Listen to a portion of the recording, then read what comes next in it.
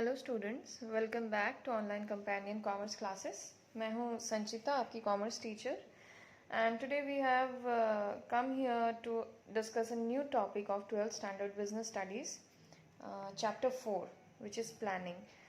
तो हम लोग आज बीएसटी का चैप्टर नंबर 4 जो कि प्लानिंग है, जिसको हिंदी में नियोजन भी कहते हैं, उसको हम लोग आज डिस्कस करेंगे। उसके डे 1 के कंटेंट को आज हम लोग थोड़ा सा डील करेंगे और समझने की कोशिश करेंगे, जिसमें mainly we are going to discuss the meaning, concept and characteristics of planning.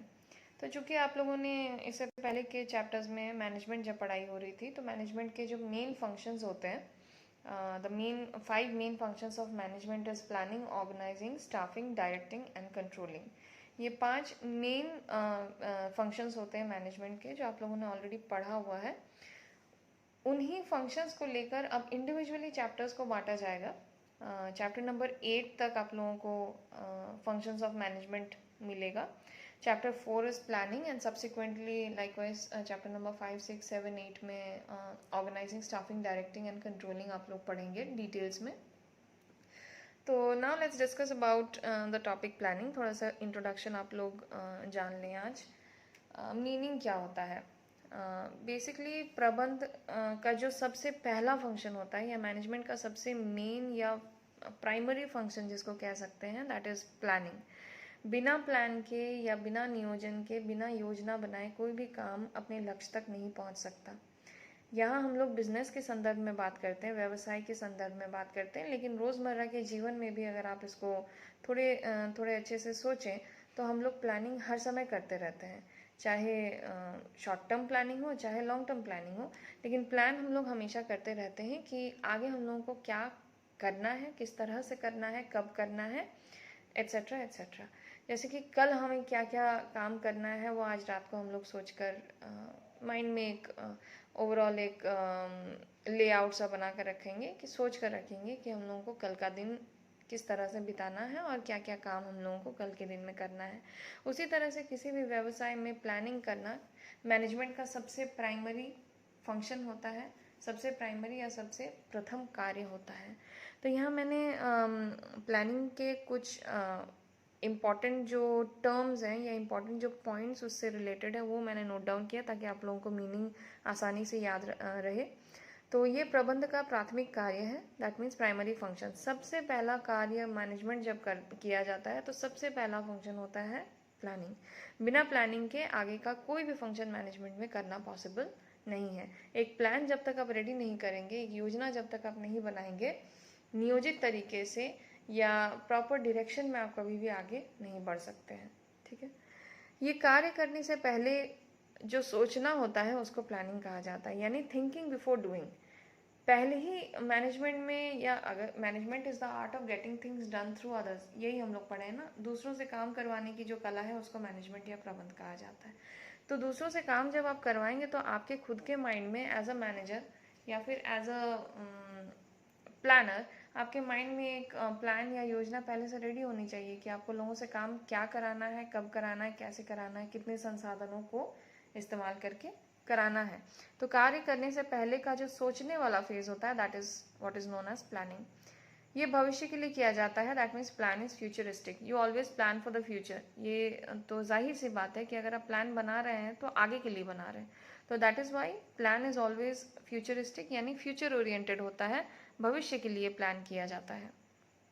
ठीक है, ये एक विवेकपूर्ण क्रिया है। विवेकपूर्ण क्रिया का मतलब क्या होता है? इट इज़ अ मेंटल या थिंकिंग प्रोसेस। जो माइंड में आप सोचते हैं या जिसको आप माइंड में जो आइडिया को रेडी कर लेते हैं या योजना को बनाते हैं, उसको जब लिखित रूप में आप रेडी करेंगे तो वही प्लान कहा जाता है। तो ये थिंकिंग वाला जो कार्य है या विवेकपूर्ण क्रिया है, इसको प्लानिंग या नियोजन कहा जाता है। तो इसका जो कंसेप्ट है, इसको थोड़ा हम लोग देख लेते हैं। Planning refers to thinking beforehand and deciding in advance what is to be done in future. ठीक है, यानी थिंकिंग बिफोर हैंड, पहले से सोचना, क्या सोचना, what is to be done in the future, यानी फ्यूचर में क्या करना है, इसको जब आप पहले से सोच के रेडी कर लेते हैं तो इसको प्लानिंग या नियोजन कहा जाता है। नियोजन का अर्थ पहले से यह निश्चित करना है कि भविष्य में क्या करना है और कैसे करना है। जब आप पहले से ये सोच कर रखेंगे कि भविष्य में किस तरह से क्या काम करना है, कब करना है, कैसे करना है, किसके द्वारा कराना है, तो फिर क्या होता है कि आप एक प्रॉपर डायरेक्शन में एक दिशा निर्देश आपको मिल जाती है और उसी दिशा में आप आगे बढ़ सकते हैं या लोगों से काम करवा सकते हैं। तो प्लानिंग करना हर एक बिजनेस के लिए, हर एक व्यावसायिक संगठन के लिए अति आवश्यक है। हर एक प्रबंधकीय कार्य में सबसे पहला कार्य, सबसे पहला फंक्शन प्लानिंग किया जाता है। बिना प्लानिंग के मैनेजमेंट का आगे का कोई भी फंक्शन या कोई भी एक्टिविटी आप नहीं कर सकते। यहाँ कुछ बातें मैंने लिखी हुई हैं प्लानिंग से related, important statements regarding planning. भविष्य के बारे में अनुमान लगाना यानी forecasting about the future is what is known as planning. क्या करना है यानी what is to be done. कहाँ करना है, where it has to be done. कब करना है, when it has to be done. कैसे करना है, how it has to be done, यानी मेथड क्या होगा वो यहाँ पे डिसाइड किया जाता है। किस व्यक्ति द्वारा किया जाना है या by whom it has to be done. यानी ये जो 5-6 बातें मैंने यहाँ लिखी हुई हैं, 6 बातें मैंने जो यहाँ लिखी हुई हैं, यही सारी बातें सोची जाती हैं प्लानिंग करते समय। ठीक है, तो प्लानिंग में बेसिकली ये सोचा जाता है कि काम क्या करना है, कहाँ करना है, कब करना है, कैसे करना है और किसके द्वारा कराना है, कितने संसाधनों को इस्तेमाल करके कराना है, कितने समय में काम को ख़त्म कराना है, काम का विधि क्या होगा, मेथड क्या होगा। सारी बातें विविडली और सारी बातें डिटेल्स में प्लान में सोचकर रेडी कर ली जाती हैं और फिर उसको लिखित रूप में एक डॉक्यूमेंटेशन उसका कर लिया जाता है। ठीक है, फिर उसी डॉक्यूमेंटेशन को जो वो प्लान लेआउट जो बनाया जाता है, उसी प्लान लेआउट को लेकर आगे उसको फॉलो करते हुए सारी एक्टिविटीज़ किए जाते हैं। अब हम लोग थोड़ा नियोजन के विशेषताएं या कैरेक्टरिस्टिक्स ऑफ प्लानिंग पे नज़र डालते हैं। तो कैरेक्टरिस्टिक्स ऑफ प्लानिंग में सबसे पहला जो उसका कैरेक्टरिस्टिक फीचर है या नियोजन की जो सबसे पहले विशेषता है वो है डेफिनेट ऑब्जेक्ट एंड गोल, यानी निर्धारित लक्ष्य एवं उद्देश्य का होना। कभी भी बिजनेस जब भी बिजनेस किया जाता है, यानी बिजनेसमैन या एंटरप्रेन्योर जब बिजनेस करते हैं, उनका जो भी मैनेजमेंट के कार्य में जो भी लोग रहते हैं, सबसे पहले तो उन लोगों को एक ऑब्जेक्ट या गोल या लक्ष्य को साधना बहुत ज़रूरी है। उद्देश्यों को पहले आप निर्धारित करेंगे, उन उद्देश्यों को प्राप्त करने के लिए ही प्लान बनाया जाता है। तो प्लानिंग करने के लिए सबसे पहले तो उद्देश्यों का या लक्ष्य का होना बहुत ज़रूरी है, जिसके अकॉर्डिंगली फिर प्लान को बनाया जाएगा। दूसरा जो कैरेक्टरिस्टिक फीचर है दैट इज़ फोरकास्टिंग, यानी पूर्वानुमान लगाना। तो हम लोगों ने पहले जब कंसेप्ट पढ़ा तो उसमें पढ़ ही लिया कि प्लान फ्यूचर के लिए किया जाता है। जाहिर सी बात है, प्लान जब हम लोग बना रहे हैं तो कब के लिए बना रहे हैं, आगे के लिए बना रहे हैं। तो आगे के लिए जब भी आप बनाएंगे तो एक पूर्वानुमान लगाकर ही आप प्लान बनाएंगे। आपके पास कोई प्रेजेंट तथ्य नहीं रहेगा आपके पास, यानी करंट जो तथ्य है वो आपके पास जो है वो आपका प्रीवियस डेटा को लेकर आप प्लान बना सकते हैं, लेकिन करंट ऐसा कोई डेटा आपको मिलेगा नहीं कि फ्यूचर में कौन सा सिचुएशन बिजनेस के सामने आकर खड़ी होती है। ये सब कोई डेटा पहले से नहीं मिलेगा। इसीलिए जो प्लानर होते हैं उनको पूर्वानुमान लगाकर प्लान करना बहुत ज़रूरी होता है। तो पूर्वानुमान लगाकर प्लान किया जाता है, इसीलिए planning is known as a forecasting method. तो एक तरह से अंदाज़ा लगाकर ही प्लान किया जाता है कि भविष्य में अगर ऐसी परिस्थिति आती है तो ये प्लान इस तरह से काम करेगा। तीसरा फंक्शन प्लानिंग का होता है प्राइमरी। तीसरा कैरेक्टरिस्टिक्स जो प्लानिंग का है that is the primary function. Primary function किसका? The planning is a primary function of management.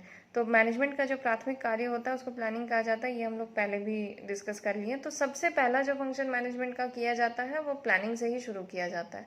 बिना प्लान बनाए, बिना प्लान रेडी किए आगे के कोई भी फंक्शंस मैनेजमेंट के सक्सेसफुली नहीं किए जा सकते हैं।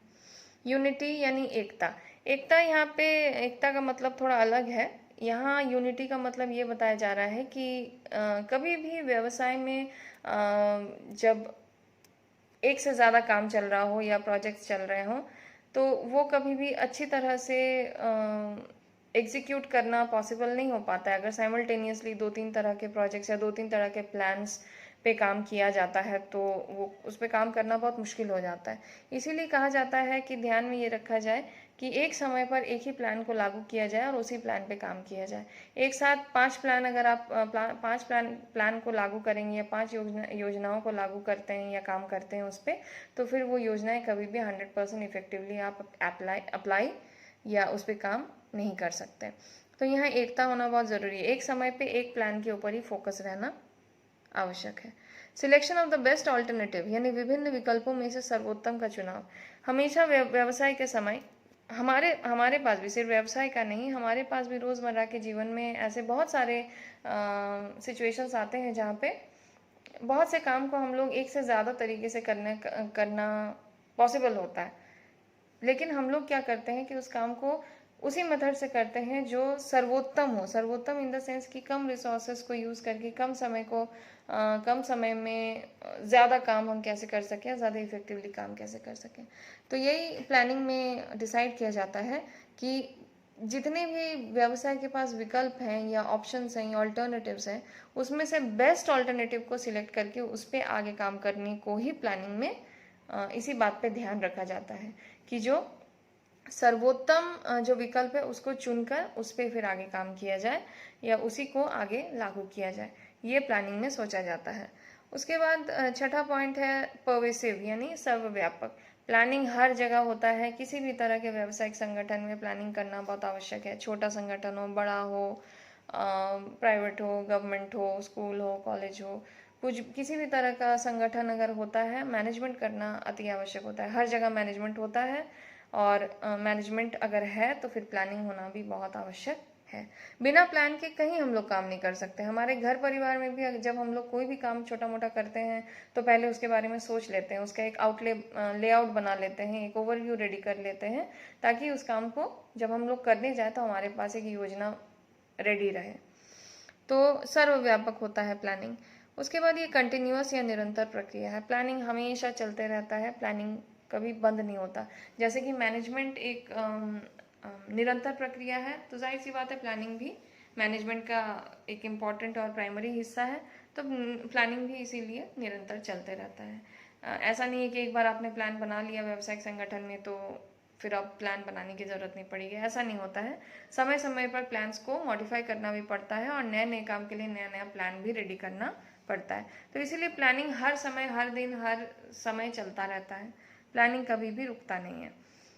आठवां पॉइंट है फ्लेक्सिबल, लोचपूर्ण। प्लान को लोचपूर्ण होना बहुत ज़रूरी है और एक लोचपूर्ण प्लान ही, लोचपूर्ण योजना ही अच्छा योजना माना जाता है।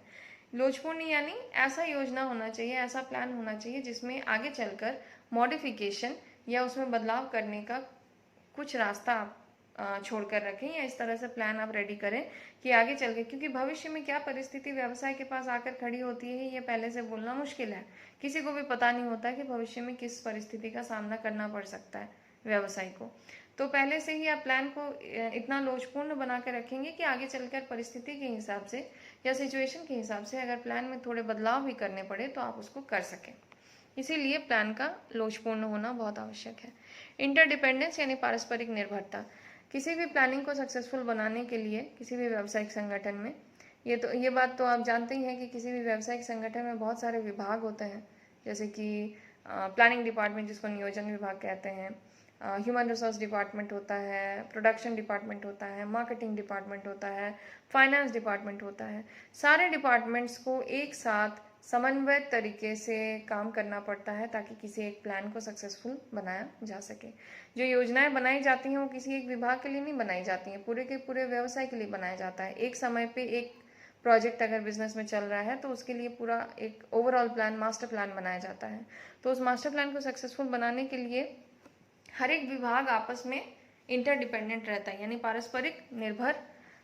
परस्पर के ऊपर निर्भर रहता है, यानी पारस्परिक निर्भरता हर एक विभाग में होती है प्लानिंग को एग्जीक्यूट करने के लिए।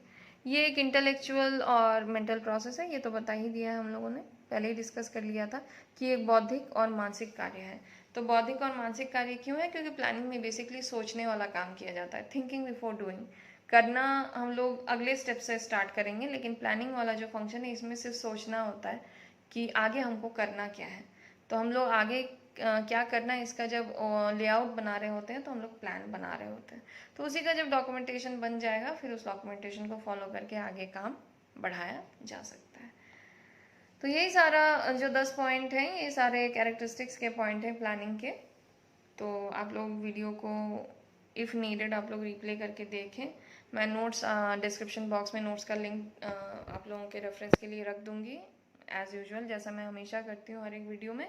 आप लोग नोट्स को ओपन करके लिंक को क्लिक करेंगे, थोड़ा टाइम लगता है ओपन होने में, तो वो आपका ओपन जब होता है ब्राउज़र में तो फिर आप उसको या तो स्क्रीनशॉट लेके रख सकते हैं या फिर उसको डाउनलोड कर सकते हैं, कॉपी में नोट डाउन कर सकते हैं एज पर योर कन्वीनियंस.